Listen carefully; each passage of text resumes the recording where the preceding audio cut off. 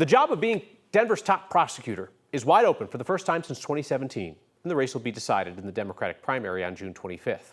Tonight, our Kelly Rinke looks at the candidates and their priorities.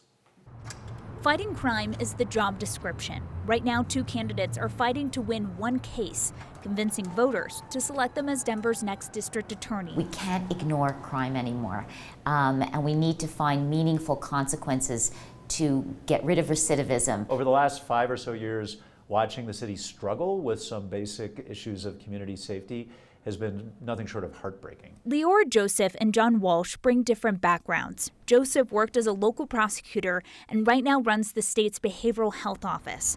Walsh is a former U.S. attorney for Colorado and has the endorsement from the current DA, Beth McCann. I think DA McCann is looking to preserve her legacy, and I think I'm running on big change. Yes, I anticipate I'm going to make some significant changes in approach, but I'm not going to promise I'm making a particular change until I really get in there, pop open the hood. Walsh emphasized tackling youth violence and collaborating with community to make downtown safer. On bringing a combined government approach and community approach to making our central business district, our downtown, feel safe and be safe. Joseph said she wants to prioritize crime victims, cases of gun violence, and people living with severe mental health challenges. And so I plan to use the tools I have to really change how we move people into treatment. Officers work closely with the DA's office. They hand off investigations to them for prosecution.